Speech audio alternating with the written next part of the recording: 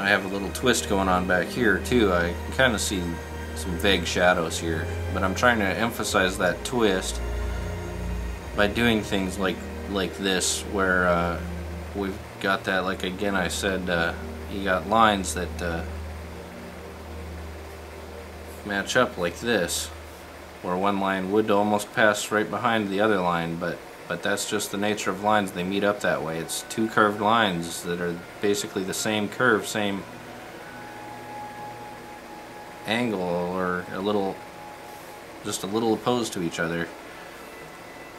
But that happens when something is in front of something else, so it casts that illusion. And so I'm getting that twisting motion by having, I actually put the 3 lines according to that golden ratio,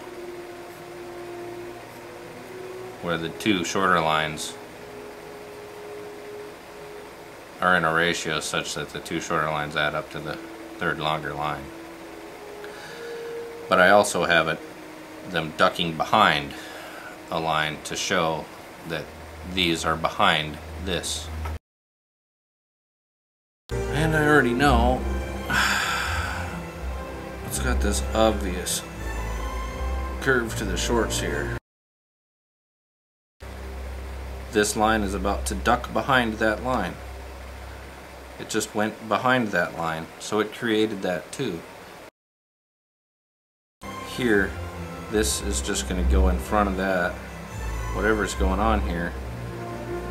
And then as I'm drawing these other wrinkles and lines, they're going to duck behind it. And I've also created the, what's in front of what's twisting, what's going on, just by that general relation of lines.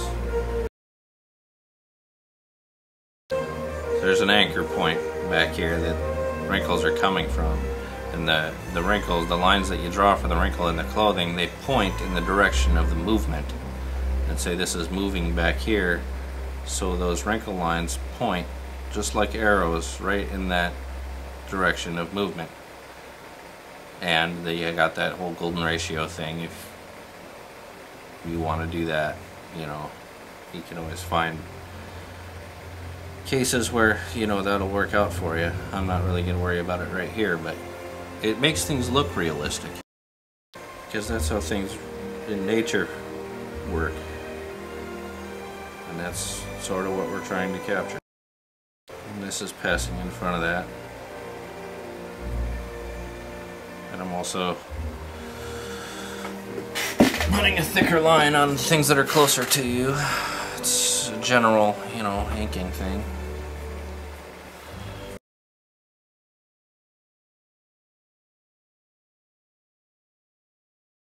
Boy, see, all my talking really slows things right down to as slow as molasses, because I'm talking, so I'm not even doing myself much of a favor, I don't think, by talking it out, I guess.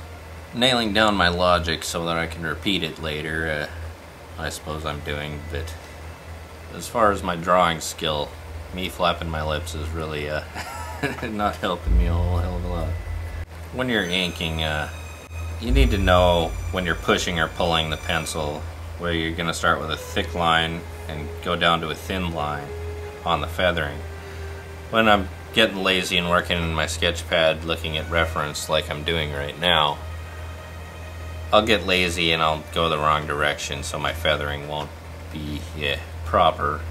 And if I went to ink it, I'd probably have to figure it out again, and maybe not even ever figure it out because I wouldn't be able to see it. But it's kind of a bad habit to get into. You should be able to turn your sketch pad and just get the proper angle and do it and stuff. But maybe that's part of the reason I'm moving so slow, is just I don't really have the angle to draw a lot of things here.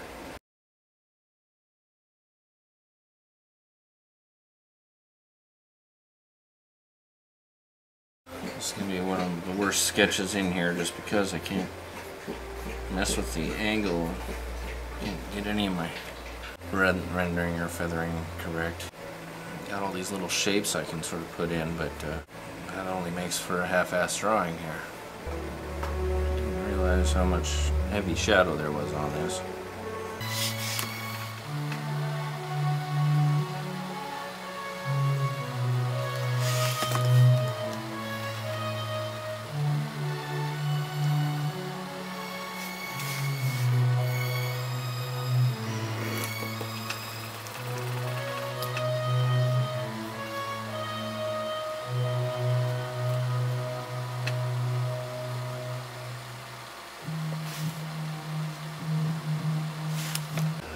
So that's just how lines correlate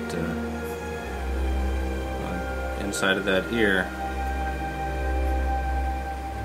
It just creates what's in front of what's behind. These lines are ducking behind this line. So we've created that mushroom that I drew before.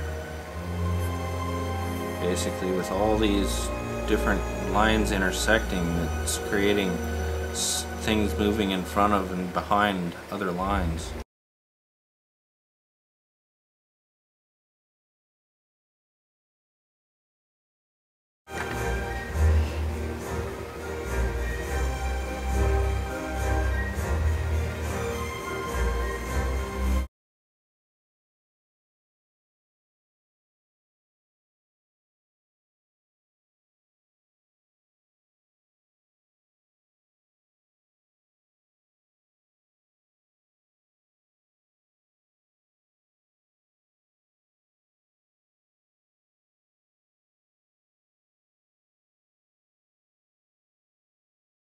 Yeah, this drawing has issues, but you know, a lot of things just boil down to what's going in front of what's going behind what line is ducking behind another line and stopping, which lines get darker because they're further forward.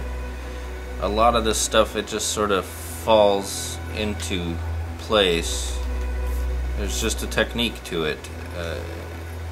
It's based off rudimentary things like that. Things will work that way. Now, a lot of times lines that are on the bottom, underneath lines, will be heavier because light, you know, isn't coming up, or it isn't reflected off of the ground, you know.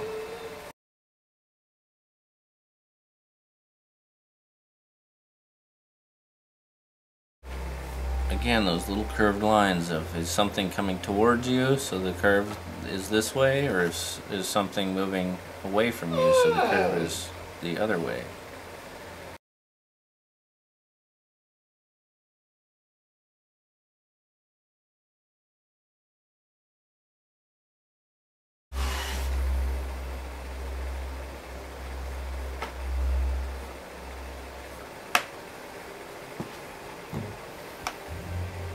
And you know, I like using the side of the pencil for shading. It's like sacrilegious. They say to do that if somebody's going to be inking it, or at least that was the common thought back in the 90s, but you know, it's called dry brush inking.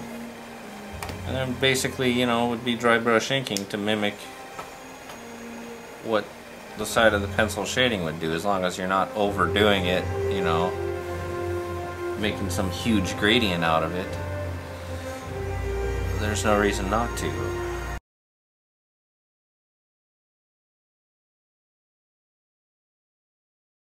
Of course, I'm a big Steve Rude fan.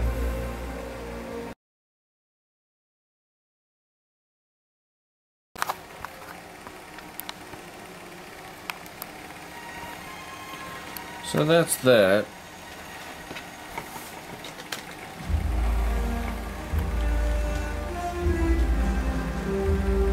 Something I probably could have drew in a half hour, and it took me an hour and a half. And it's got a lot of problems that ain't all that good just because of all the not be able to get the correct angle and things like that.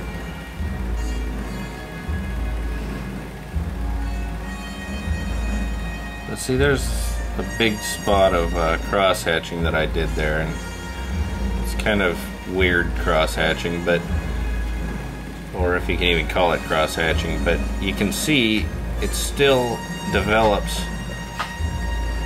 sections where lines go behind another line, so that it creates depth. There's things go behind other things, and then those lines go behind another line. So it still kind of works.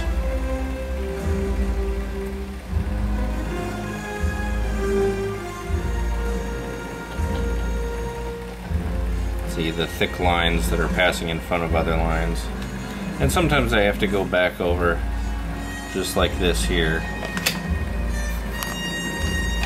and figure out that I missed things that, you know, a line passed in front of another line, so it ought to have been thicker than that line, at least where it crossed over, just to help out the three-dimensionality of the piece.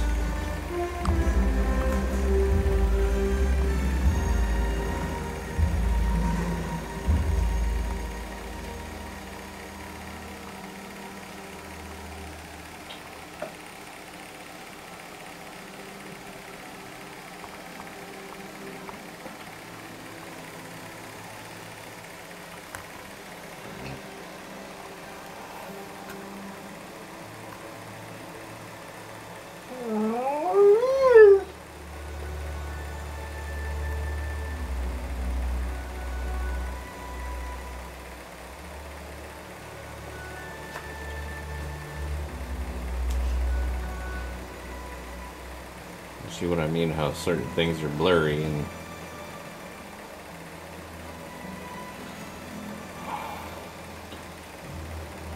you just sort of have to know what's going on a little bit.